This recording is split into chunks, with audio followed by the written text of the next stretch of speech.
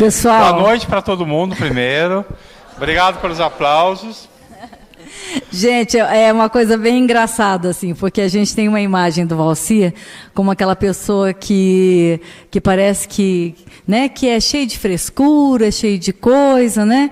E é uma pessoa tão bacana, tão especial, tão legal, e que acabou me pegando de surpresa, porque, na verdade, não era nem para eu estar mediando aqui essa mesa, né? Porque a gente tinha combinado um outro esquema, no final. Está sendo muito bom e vai ser uma delícia conversar com ele. Eu vou apresentar um pouquinho, apesar de dispensar apresentações, mas para as pessoas conhecerem um pouquinho a vida do Valcir. O Valcir Carrasco nasceu em 1º de dezembro, em Bernardino de Campos, em São Paulo. Dos 3 aos 15 anos, ele morou em Brasília, onde cursou o primeiro e segundo graus. Brasília, não. Marília, desculpa. Marília, ó, Nossa, é bem diferente. Marília era desse tamanho na época. Exato, desculpa, Obrigado. Marília. Depois mudou para São Paulo, estudou no antigo colégio de aplicação da USP, famoso por suas bem-sucedidas experiências educacionais. Formou-se em jornalismo pela Escola de Comunicações e Artes da USP. Por muitos anos trabalhou como jornalista nos principais órgãos de imprensa do país, nas revistas Veja, Isto É, nos jornais do Estado de São Paulo, Folha, Diário Popular, e ao mesmo tempo em que iniciava a carreira de escritor, com histórias de revistas infantil. Aos 28 anos, publicou seu primeiro livro, Quando Meu Irmãozinho Nasceu. Viriam depois muitos outros, incluídos aí os infantos juvenis, Vida de Droga, A Corrente da Vida, O Selvagem, as traduções e adaptações de clássicos da literatura como Os Miseráveis, A Volta ao Mundo em 80 Dias, Contos de Andersen. Entre outras obras voltadas ao público adulto estão a autobiografia Em Busca de um Sonho, sobre como escolheu sua profissão, e Pequenos Delitos, A Senhora das Velas, Anjo de Quatro Patas, em que conta momentos engraçados e comoventes que dividiu com seu fiel companheiro, o cão Uno, e Juntos para Sempre. Também autor de teatro, o primeiro texto de Valcir a ganhar os palcos foi a Comédia de Costumes, O Terceiro Beijo. Entre as peças de sua autoria estão Até que o Sexo nos Separe, com Fulvio Stefanini, e Êxtase, que teve no elenco Caco Siocler, Daniel de Oliveira, Rosane Goffman. Na televisão, começou sua carreira com a série Joana, com Regina Duarte, do SBT. É autor também de novelas como Chica da Silva, O Cravo e a Rosa, A Padroeira, Chocolate com Pimenta, Sete Pecados, Alma Gêmea, Caras e Bocas, Morde e Assopra, remake de Gabriela, O Amor à Vida, capítulo à parte com o meu queridíssimo personagem Félix, que depois a gente vai falar sobre isso, e Verdades Secretas e Etamundo Boom. O Verdades Secretas, que foi uma das mais importantes novelas que ele fez, mereceu um prêmio internacional como a melhor novela do mundo, prêmio Emmy Internacional. Está considerada realmente uma grande novela. Então, esse é o nosso querido Valcir, né? Uma alegria, uma honra contar com você aqui no nosso festival. Hoje ele esteve à tarde falando com as crianças, foi um papo muito bacana, e agora à noite a gente vai conhecer o outro lado do Valcir Carrasco. Pode dizer um pouquinho da sua vida, como que você começou, como que você chegou nesse patamar. Então, ao contrário do que as pessoas pensam, as pessoas falam, mas você também escreve literatura infanto-juvenil? E a minha resposta eu comecei com a literatura infanto-juvenil. Eu comecei escrevendo para a antiga revista Recreio, que publicava um conto por semana, e tinha muito espaço para novos autores, e daí eu parti para o meu primeiro livro, infanto-juvenil. Quer dizer, a minha raiz é o livro infanto-juvenil, que é onde até hoje eu tenho uma certa expressão. Eu sou bem adotado em escolas do país inteiro há muitos anos. Talvez eu não seja tão...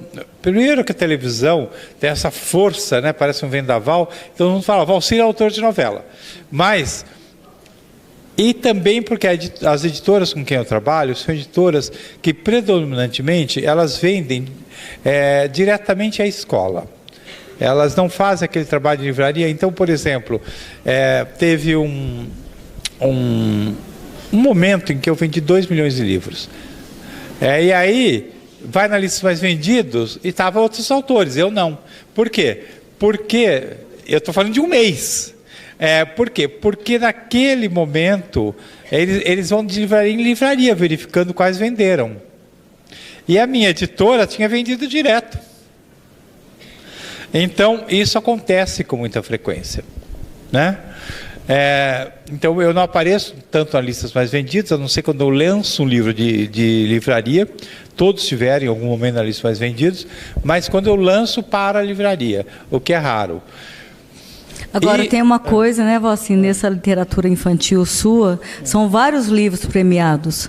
Você tem vários livros premiados. Eu tenho vários livros premiados, principalmente pela Fundação Nacional do Livro Infantil e Juvenil, inclusive traduções e adaptações, e o ano passado eu ganhei o Prêmio Jabuti, que eu acho o mais importante do Brasil, e que foi uma honra enorme ter ganho. Ele está rindo todo aí, porque ele tem a ver com o prêmio, né, Torelli? Então, mas na verdade, para mim, o Jabuti é o prêmio que consagra realmente um autor, porque eu já fui, antes de ganhar, muitos anos atrás, eu fui júri do Jabuti. Então, eu sei a seriedade como é feito. O Jabuti, você recebe uma caixa com 50 livros, mais ou menos, 60, 80, sejam quantos forem inscritos, você tem que ler todos. E você não sabe quem é o outro jurado. Não tem conversa. Você tem que dar o prêmio para aquele que você acredita.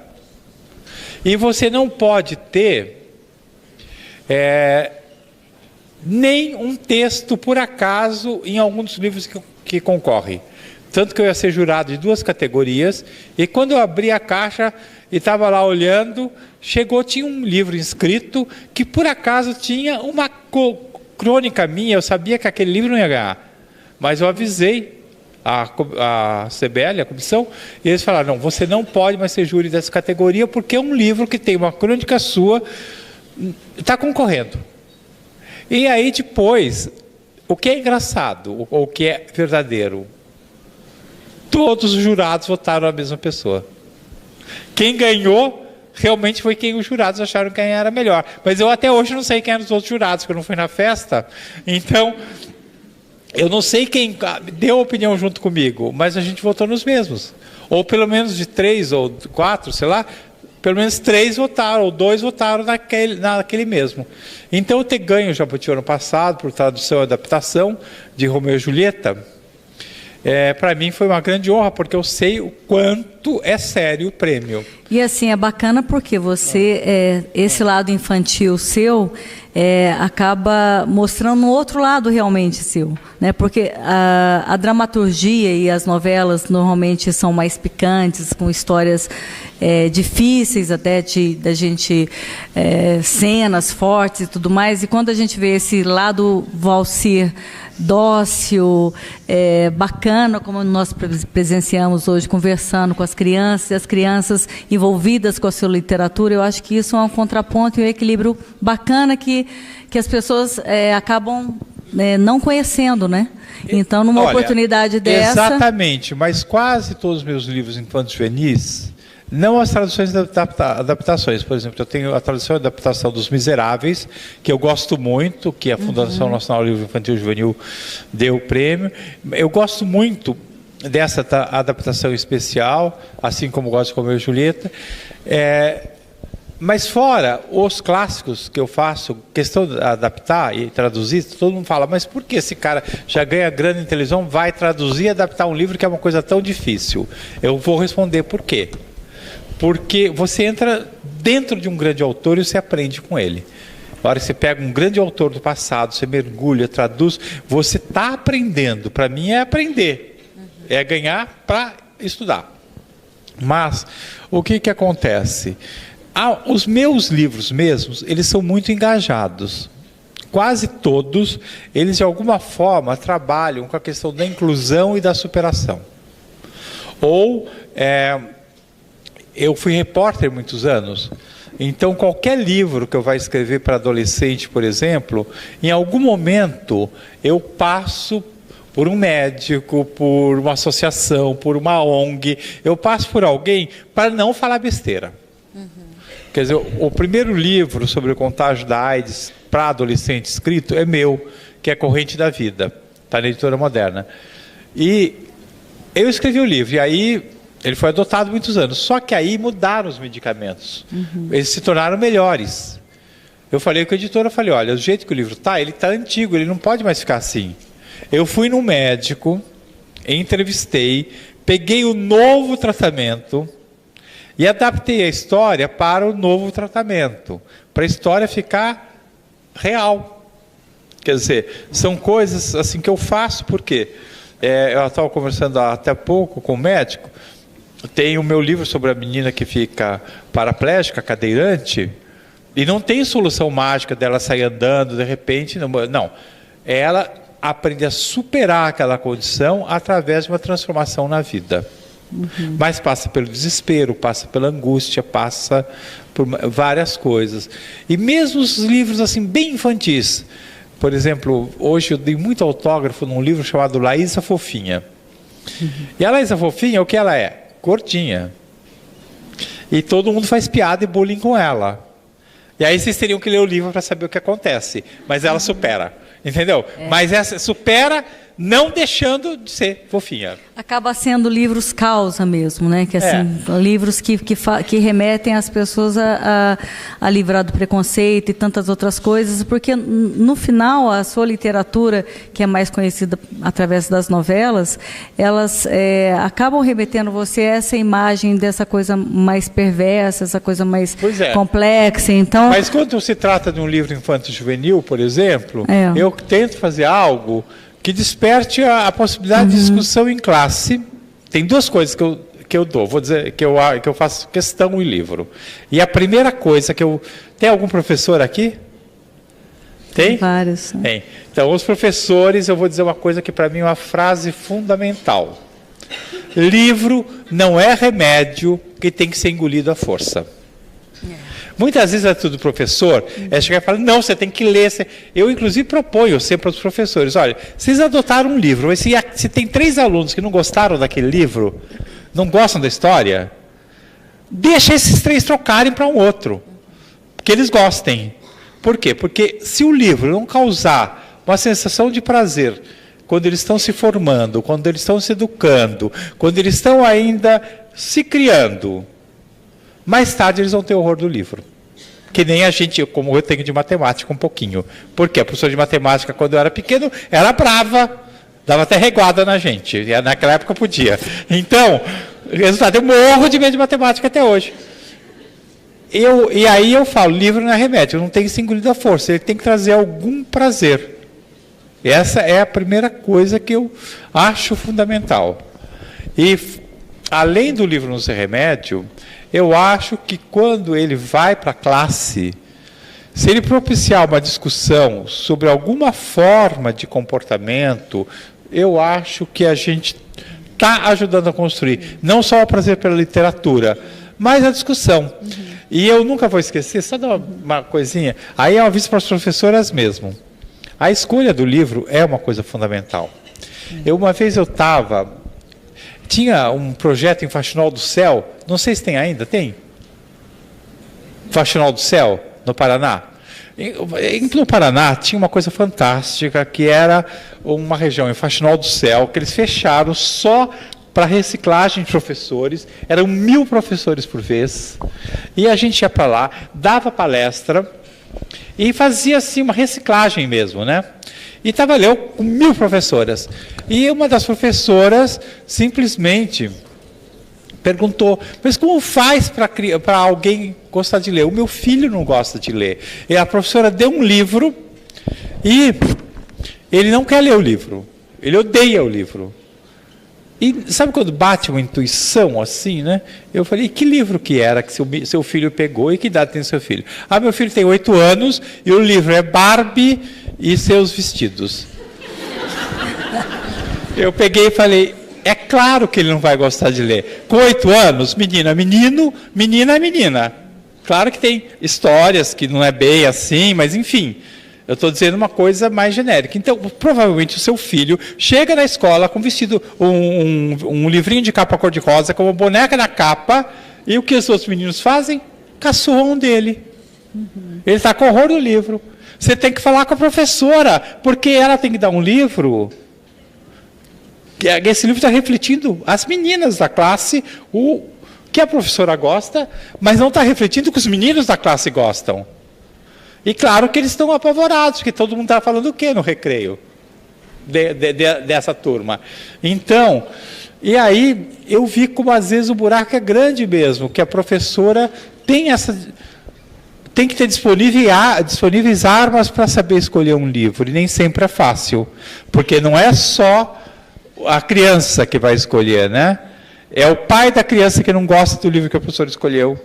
É o diretor que não gostou que ela escolheu aquele livro. E você sofre um pouco desse preconceito das escolas, por ser Valcir Carrasco, e as pessoas terem um pouco desse desconhecimento, desse lado seu com literatura infantil, que são livros belíssimos, mas por ser do Valcir, tem algum preconceito? Não, pelo contrário, eu não sofro. Mas vou dizer por que eu não sofro. Não é por eu ser Valcir, não.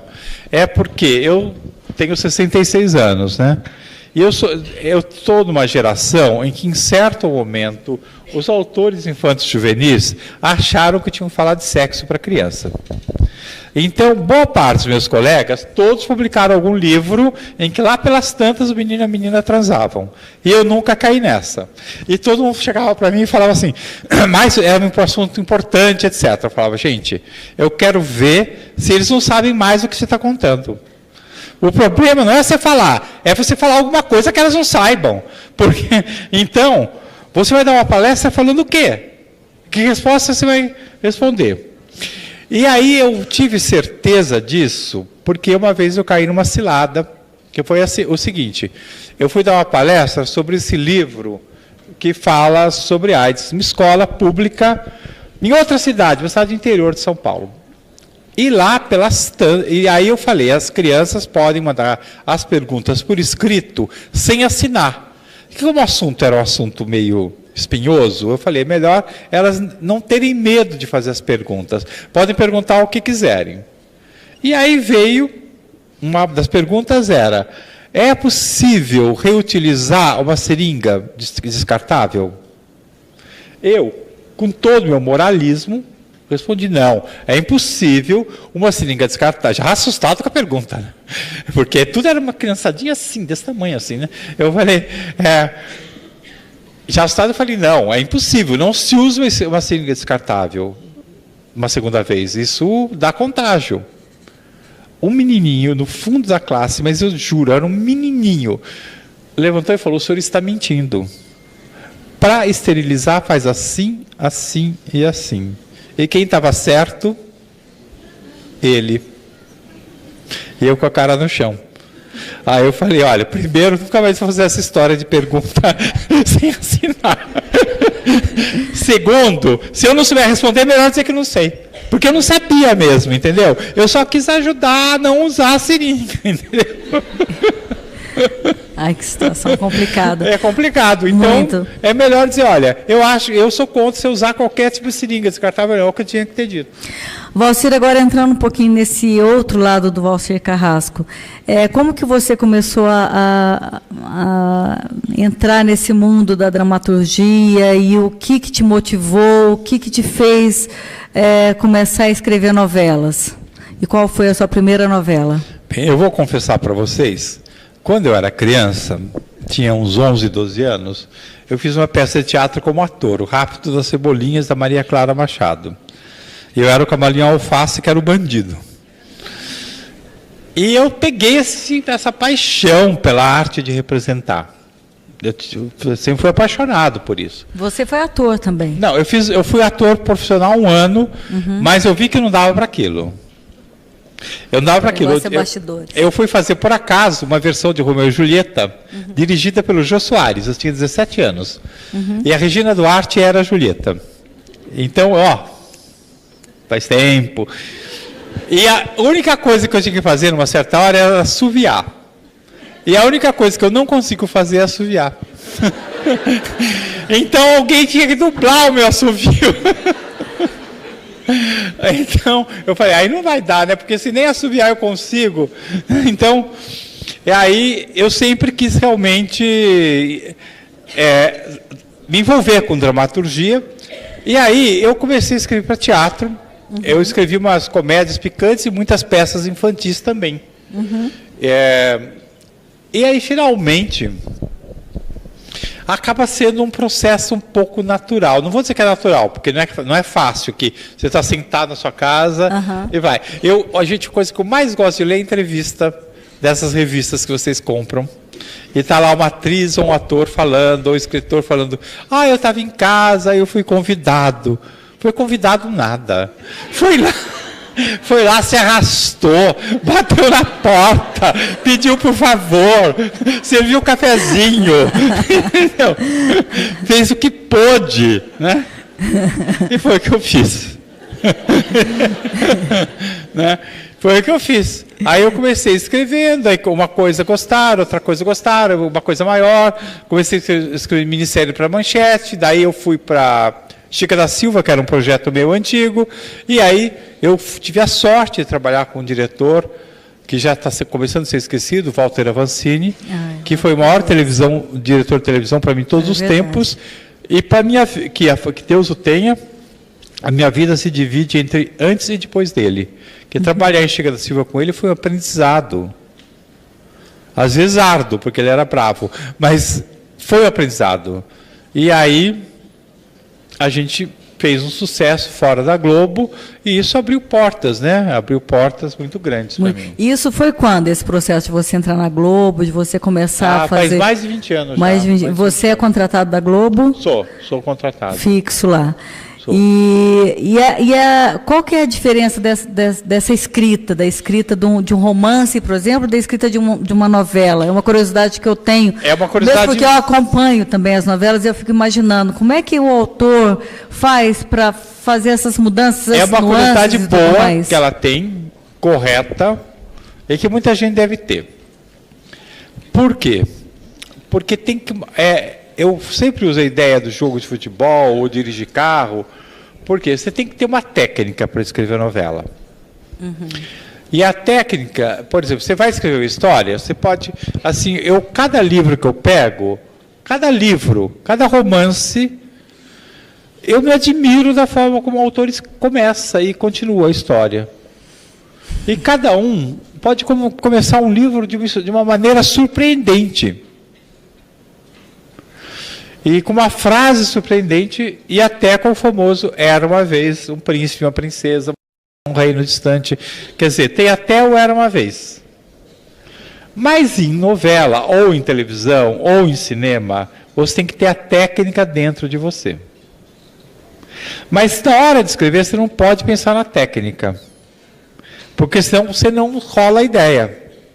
Então, por isso que eu digo, as pessoas falam, mas eu queria escrever. Eu falo, não, primeiro você tem que escrever muita coisa, e aí você tem que adquirir essa técnica. Uhum. Que é assim, você pensa, cena 1, cenário, palco do teatro, que teatro aqui? Teatro da Urca. Palco do Teatro da Urca, plateia cheia de gente simpática. Ponto, noite. Valcir e Gisele no palco, ela pergunta. Aí vem a pergunta, vem a resposta, vem a pergunta, vem a resposta, vem a pergunta, vem a resposta, vem a pergunta, vem a resposta. Se vocês forem fazer qualquer coisa, vocês forem aplaudir, está escrito, público aplaude. Podia aplaudir agora, né?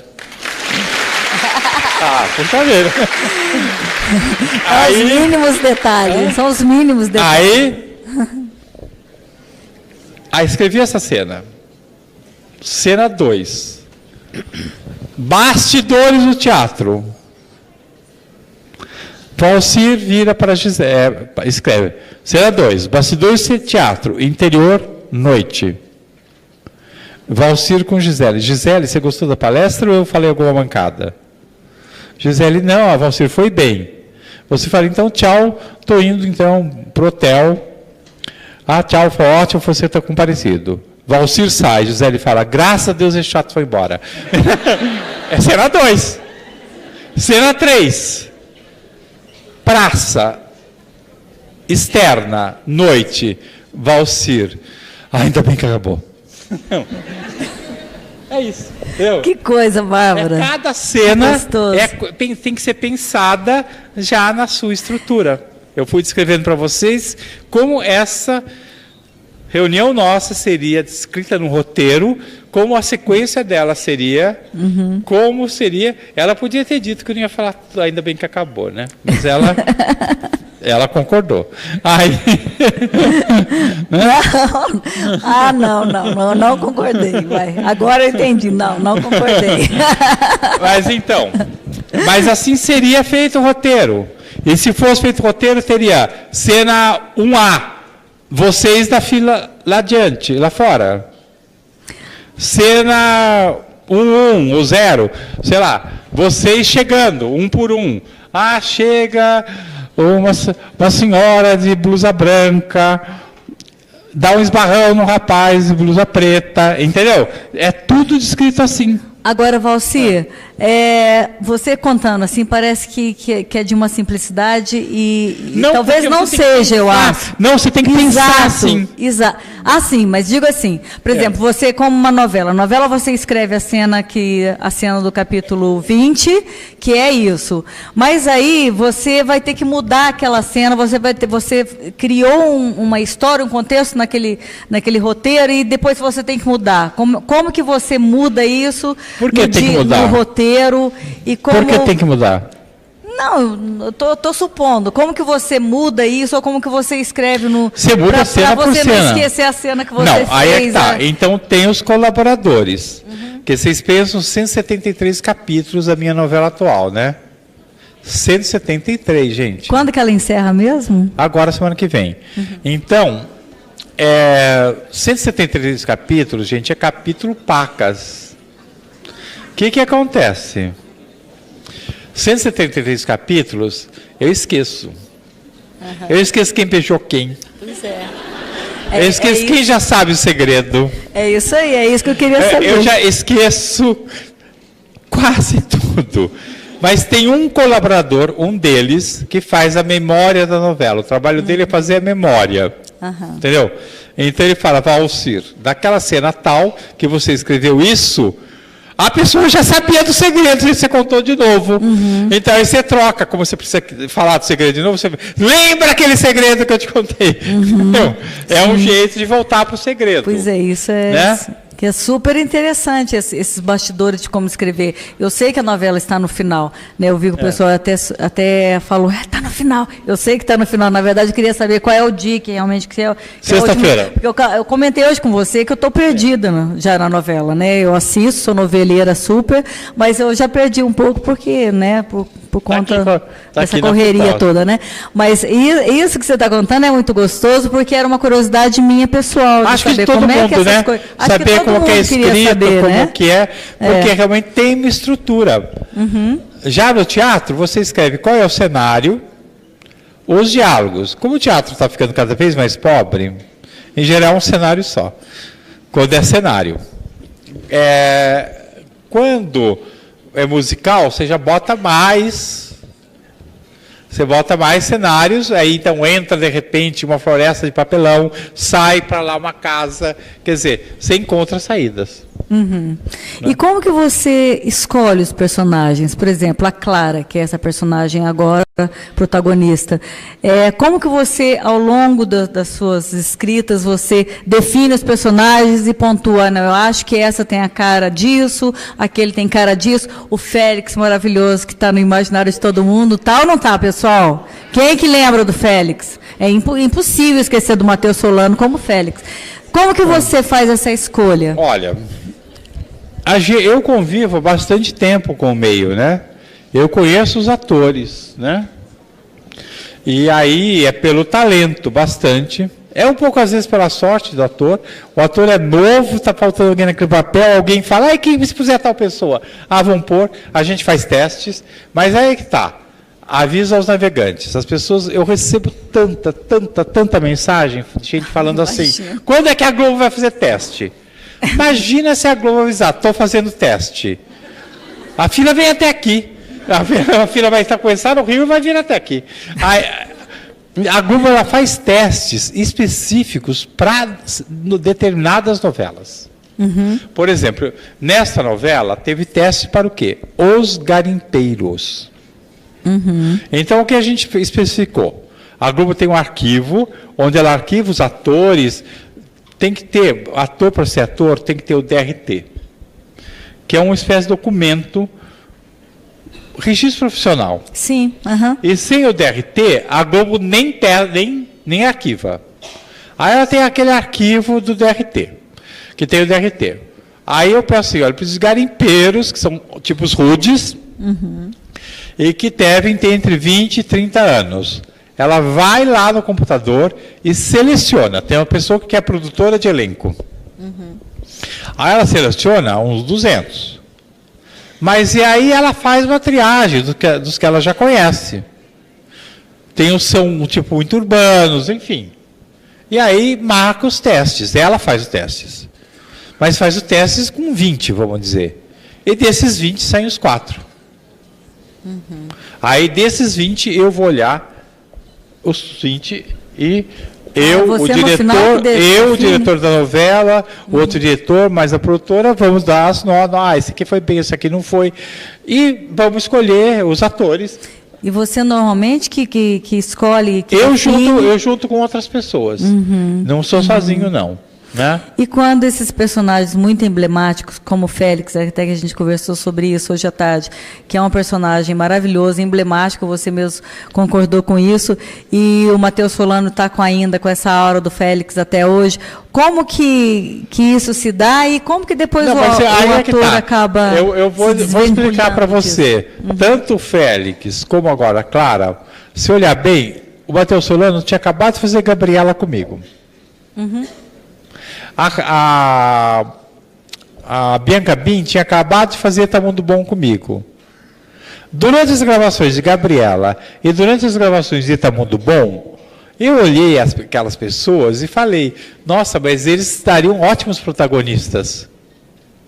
Inclusive, no caso de O Outro Lado do Paraíso, a Bianca Bin, ela só fazia novela das 6, coitada. E aí eu cheguei e falei, eu quero apostar nela na novela das 9. E as pessoas falaram, mas por que você não vai no tiro certo? Eu falei, o tiro certo é ela. Ela é a personagem que eu preciso. Porque ela lá no Tá Mundo Bom, ela mostrou que ela é a protagonista que eu preciso. É ela que eu quero. Eu sentia. Mas aí entram outras coisinhas que eu posso contar aqui em segredo. Quantas pessoas tem aqui o segredo? Olha, gente, tem uma coisa que... O Facebook, tem uma coisa que às vezes a gente leva em consideração também, que é o comportamento que o ator teve em outros trabalhos.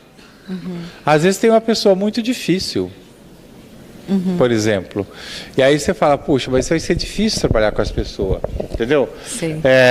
Eu tenho uma frase que não é para televisão, mas serve, uhum, que é o seguinte, se está fazendo uma peça de teatro, isso serve para muita coisa na vida, hein? Vocês prestem atenção, que vocês vão passar muitas situações parecidas. Numa peça de teatro, se no primeiro dia de ensaio, uma atriz reclama que o cafezinho está frio, demite. Porque até o final dos ensaios, esse cafezinho frio vai tomar uma proporção tão grande, uhum, vai ficar uma outra coisa tão enorme, uhum, que você vai estar maluco e a peça vai estar de ponta cabeça. E como que você lida com isso na novela? Porque tem alter egos assim. Não, aí é que tá. Super, eu, né, que já conheço as pessoas, eu não preciso lidar muito não, porque sim, eu já sei quem pôr, quem não pôr. Eu já meio que penso também em pessoas que eu tenho certeza que não dão trabalho. Que não tem esse problema de bastidor, né? Sim. Por exemplo, eu digo todos os dias, eu sou apaixonado pelo Sérgio Guizé. Por quê? Porque ele é uma pessoa maravilhosa de trabalhar. Ele faz o Gael, ele fez o Candinho. Ai, mas ele fofo. faz o que a gente precisar. Eu precisei que ele fizesse o Candinho, que ele fizesse aquele cara caipira, burrão, engraçado, ele fez. Eu precisei que ele fizesse um cara cruel, que espancava a mulher, ele fez. Ele não parou para pensar, mas não vai pegar bem para mim, bater em mulher, acho que não vou fazer bem. Ele foi lá e fez. Fez tão bem que até agora o público fala... Esse cara bateu em mulher, não pode ficar com a Clara. Até hoje o público pensa isso. Por quê? Porque ele fez bem demais. Mas eu sou apaixonado por ele como ator. Por quê? Porque ele faz. Ele enfia realmente a cabeça. Outra pessoa, a Fernanda Montenegro. Eu convidei a Fernanda, a senhora, ela foi na minha casa, convidei para a novela, a grande Fernanda Montenegro. Falei, olha, Fernanda, todas as últimas novelas que você fez, você fazia mulher rica de Copacabana. Eu queria botar você de pé no chão, uma adivinha vidente de interior. Você topa? Ela falou, é o que eu mais quero. Foi lá, tirou a maquiagem. Ficou maravilhosa. Não põe maquiagem nenhuma. Você olha aquela mulher, você tem certeza que ela é uma vidente interior. Com certeza. Com certeza. Agora, o mais genial que você conseguiu nessa novela especificamente foi juntar Laura Cardoso, Fernanda Montenegro, Lima Duarte e a mais veterana de todas ali também, a Glória Pires, né? Que é uma... E a Marieta Severo. E a Marieta Severo, lógico, Marieta Severo. Como que você conseguiu isso, essa no façanha? No papo, chamando cada uma em casa, menos a Marieta, que é o seguinte, e a Laura também não chamei em casa não. Por quê? A Laura, eu já fiz muita novela com a Laura, então na verdade eu tinha dado uma participação de 5 capítulos, ela estava em lágrimas que ela queria continuar trabalhando. Ah, eu li sobre isso. Aí, eu falei, não, Laura, então vou deixar, em vez de te matar no 5º capítulo, você vai viver. Ela tem, ela tem 92 anos, mas ela não consegue deixar de trabalhar. Pois é, ela é contratada, ela não precisa trabalhar. Então, até não querendo te cortar, mas só para entender, isso é um exemplo bem interessante. Você ia matar a personagem. Aí a personagem que é maravilhosa e que... Como que você dá continuidade dela na novela, sendo que ela já tinha se dado como morta? Como? Eu não tenho a menor ideia. Ela faz cada pergunta. Sei lá, eu sou amigo da Laura, falei, então não vou te matar, você volta. Mas maravilhoso, né? Você deu um golpe de mestre, assim, porque você conseguiu juntar pessoas maravilhosas. Consegui. Agora, a Marieta tinha feito Verdades Secretas e tinha sido um trabalho muito legal. E eu posso até contar como foi em Verdades Secretas. Sim. Em Verdades Secretas... A Marieta ela estava fazendo uma peça em São Paulo, uma peça linda. A Marieta faz muito teatro. E ela tinha acabado de parar a Grande Família. Aí eu convidei ela para jantar, ela sabia o que era, ela foi jantar, claro, porque assim, não tem pessoa mais educada, mais gentil que a Marieta. Se eu estiver aqui e falar, Marieta, pega um cafezinho para mim, ela pega. Porque ela é uma pessoa naturalmente gentil e muito educada. Não é porque ela é muito educada. Ela é dela. É dela. E aí, então, ela foi jantar comigo por educação. E ela falou, Valcir, é o seguinte, eu acabei a Grande Família, eu queria parar 1 ano. E depois fazer uma coisa completamente diferente. Eu já disse, até na Globo, que eu queria fazer uma prostituta, de sarjeta, alguma coisa assim. Eu falei, mas Marieta, em Verdades Secretas, estou te dando uma prostituta cafetina, só não é de sarjeta. Aí ela parou e me olhou, aceitou. Entendeu? Porque ela queria fazer uma coisa muito diferente. Sim. Agora ela está dizendo de novo que ela não pode fazer uma assassina e outra vilã tão cedo para não ficar agora carimbada de novo, que a Dona Nenê era uma coisa, essa Sofia é outra, né? E você vê a grande atriz, você não vê a Dona Nenê quando ela está fazendo a Sofia. Com certeza. É outra pessoa. Com certeza, né? Pois é. Mas dessa vez ela topou fazer uma assassina louca, assim. E fazendo super bem, né? Super e essa cena do AVC dela e que ela ficou com a boca com problema, como é que ela é dela mesmo, ficar com aquela boca torta? É dela. Gente. Não, eu falei assim, eu escrevi, ela tem um leve AVC, porque ela voltará para o julgamento.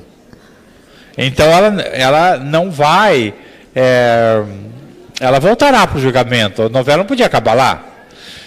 E ela fez, ela como é uma grande atriz, mas os grandes atores, eu vou dizer, eu já dei um AVC para o Antônio Fagundes em Amor à Vida. Foi, exatamente. E nessa novela teve um ator português que ficou cego. Uhum, então, o Amaro. Então, no caso, o Amaro eu acompanhei bem o processo. Uhum. Ele foi no Instituto Benjamin Constant.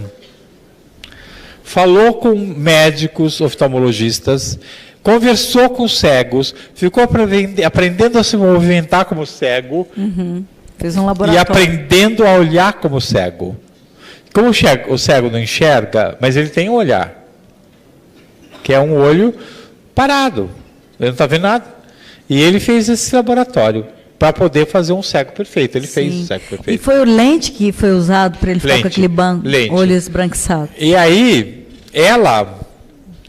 ela deve ter feito uma coisa parecida, né? Ela deve ter conversado com... Não é possível que ela tenha inventado sozinha aquilo. Ela deve ter falado com algum médico, com alguma coisa assim. Não, e como conseguir falar e ficar um tempo, né, dentro daquela cena, segurando a boca torta daquele jeito. Tem que ser realmente muito gênio, assim, muito atriz, né? Ela é muito atriz. Para fazer uma cena tão sensacional. Não, mais que a boca, o olho, né? Porque o olho dela também ficou sem se mover. E foi uma coisa impressionante. É uma coisa impressionante. Bom, gente, eu acho que eu vou abrir agora um pouquinho, porque as pessoas devem estar querendo, né? Essas perguntar. Né? Vamos começar, pessoal? Quem gostaria de fazer uma pergunta para o Valcir? Tem ali aquela primeira pessoa ali que levantou o braço ali, o Elaine. Esse senhor ali, né? Ai, aqui. Boa tarde, Valcir, tudo bem? Boa noite. Boa noite. Desculpa, eu estou nervoso, enfim. Eu estudo teatro aqui na cidade e eu estou começando a me arriscar em relação a escrever. E eu gostaria de saber, depois de tantos anos escrevendo na dramaturgia aí, como que você consegue ainda administrar essa inspiração na hora de criar os personagens, as histórias? Olha, eu vou dizer para você que eu não sei dizer. Porque a inspiração é alguma coisa que acontece dentro da gente. É um processo.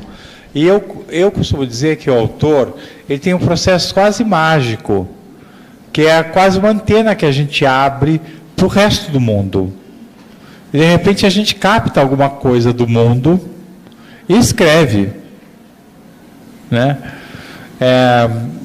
Às vezes tem autores, tem antenas tão fantásticas, como o Júlio Verne, que eu adaptei, ele descreveu o submarino quando não existia submarino. Mas a antena dele captou, eu não sei onde ele foi, mas ele escreveu perfeitamente o submarino. É que hoje a gente não pensa muito nisso, mas se a gente pensar que ele escreveu aquilo muito antes da invenção do submarino, a gente pode ficar arrepiado. Porque, então, o autor, de alguma maneira, ele capta algo da sociedade, algo das pessoas, algo da sensibilidade das pessoas, mas é uma relação mágica. Não é uma relação simplesmente técnica. O grande erro das pessoas é achar que é técnica. Não é. E porque ela não tem explicação. Você senta e escreve. Mas tem um segredo que eu vou passar para você. O que em comum tem pianista, cirurgião e escritor?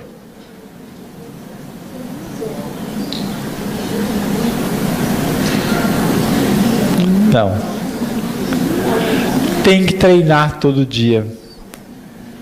O cirurgião, se ele fica também de férias e não... Eu conheço cirurgiões que cortam carne, porque as férias longas deixam a mão pesada. Pianista, ensaia todo dia, toca todo dia. Músico em geral, né? Porque senão começa a perder. E escritor, se ele escreve todo dia, as portas da inspiração vão se abrindo mais cedo ou mais tarde. E eu vou dizer para você uma coisa, muito seriamente. Quando eu comecei a escrever, eu era um escritor horrível. Eu estou falando horrível, eu era um escritor horrível, eu era um escritor pavoroso. Eu vejo as primeiras coisas que eu comecei a escrever, eu falo, graças a Deus eu não fui publicado. Por quê? Porque eu era péssimo. Tem uma outra coisa que é um conselho que eu te dou. Existem dois tipos de pessoas. Existe a pessoa com algum talento e muito humilde. Existe a pessoa muito orgulhosa e com muito talento. Quem vai ser o grande escritor é a pessoa com pouco talento. Por quê? Quem tem pouco talento, mas é humilde e ouve as críticas, vai melhorar. Aquela pessoa que já começa se achando o máximo e não ouve os outros, ela não melhora, ela fica onde ela começou. Então, está começando? Ouve o que te falarem. Achou besteira, não usa. Mas tenta ver se tem alguma coisa boa para você lá do que estão falando, sim. Por exemplo, eu sou submetido todos os dias a bombardeio da internet. E a Globo faz uma pesquisa. E tem muitos autores que eu conheço que falam que pesquisa com as mulheres que assistem. Eu falo, gente, se as mulheres que assistem não estão gostando, é melhor eu saber por quê. Então, é bom ouvir. E você vai lá, você ouve um bando de dona de casa que, assim, que você vê, elas falam o diabo de você e você está lá aprendendo com elas. Você não pode julgar que elas estão lá porque te odeiam. Elas estão lá, elas nem te conhecem, elas estão lá porque não estão gostando do que estão vendo. O Valcir, só então para pegar uma carona, você está dizendo que eu também fiquei curiosa.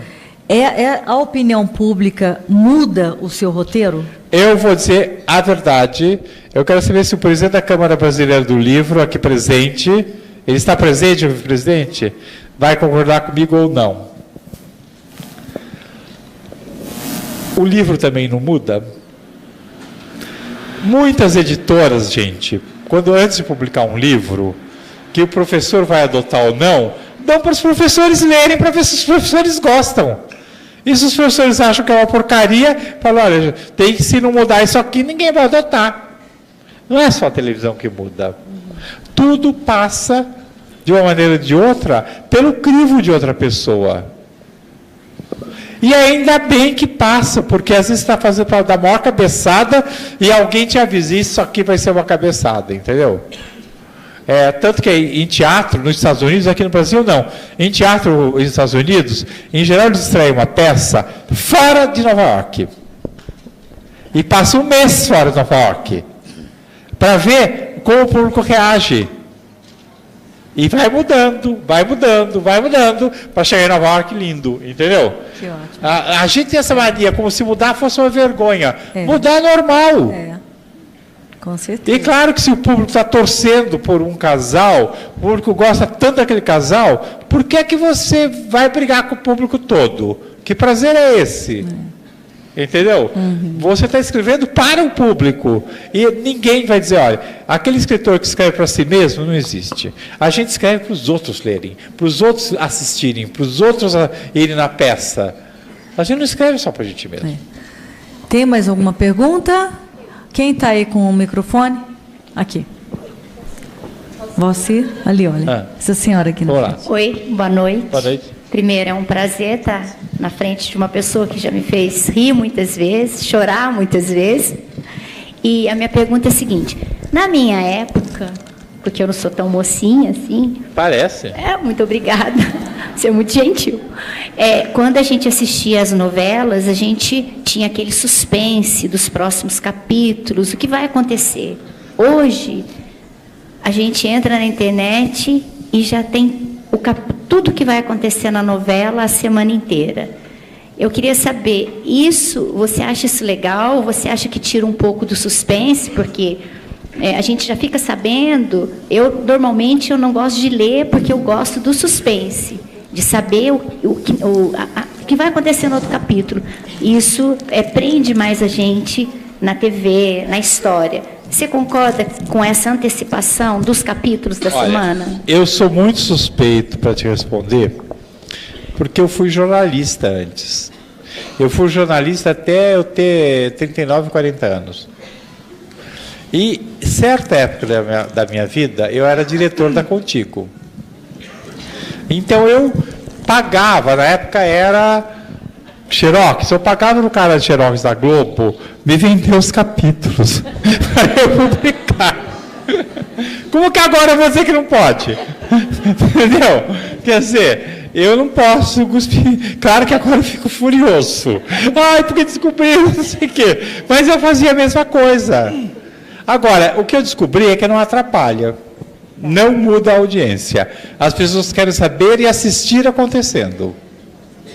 Entendeu? Não tem mais jeito. Nós temos um mundo conectado, as pessoas sabem mesmo, descobrem, e às vezes descobrem que você quer morrer porque descobriram, mas o que fazer? Dessa vez, sabe o que eu falei?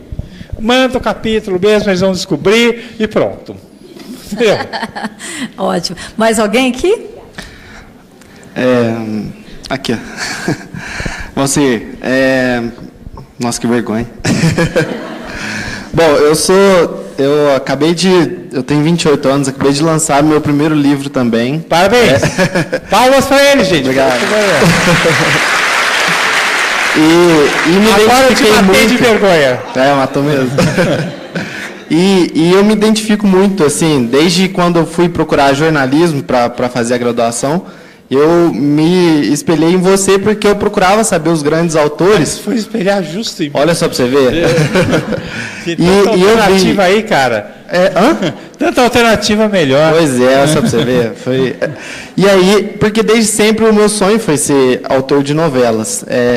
Bom, só um resumo assim, que eu gostaria de falar, é que o que mais me surpreende em você, assim, que eu admiro, é a transição que você consegue fazer muito fácil de um texto, ao mesmo tempo que é tão leve como foi o Eta Mundo Bom, vindo de um texto tão polêmico quanto foi o Verdades Secretas, e isso num curto prazo de 1 ano, e depois já fez logo direto, já fez o Outro Lado do Paraíso. Então, sim, eu admiro muito, porque, na verdade... No meio eu adaptei o Romeu e Julieta e ganhei o Jabuti, quer dizer... Então, olha só para você ver, e eu vejo com base nos outros grandes autores, que eu acompanho muito sobre, e eu não consigo enxergar um outro autor que tem essa transição tão forte, até dentro da principal emissora do Brasil, talvez ainda a maior produtora de conteúdo, talvez do mundo, não sei se seja, né?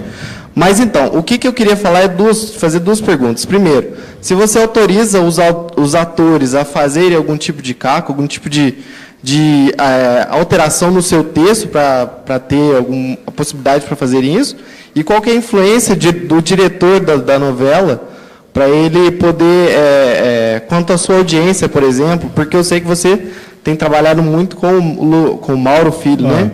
E se tem alguma alteração disso daí, se você já teve problemas com diretores? Olha, o negócio é o seguinte, a pergunta é o seguinte, eu não suporto caco. Nesta novela, O Outro Lado do Paraíso, foi a novela que mais caco teve, dos pequenos atores. Os grandes atores, nenhum faz caco. Fernanda Montenegro, Marieta Severo, eles falam o texto tal qual eu escrevi, linha por linha. Agora, porque eu até considero que o ator, ele bota caco é assim quando o ator põe uma expressão a mais, porque ele não consegue falar aquele texto. E ele, para conseguir expressar, ele tem que falar alguma outra coisa. Então, eu acho que, na verdade, é uma falha do ator. Então, eu deixo o papel menor, eu não deixo a pessoa crescer tanto. Não, eu não tive problema com nenhum diretor, não tive, mas eu tive jogo de cintura sim. E aí eu não vou falar mais, entendeu? Jogo de cintura, por quê? Porque quando você faz o sucesso, você não atrapalha o sucesso. Né? E um sucesso extraordinário você deixa correr. Né? Mas agora, no final da novela, principalmente, os cacos aumentaram. Por quê?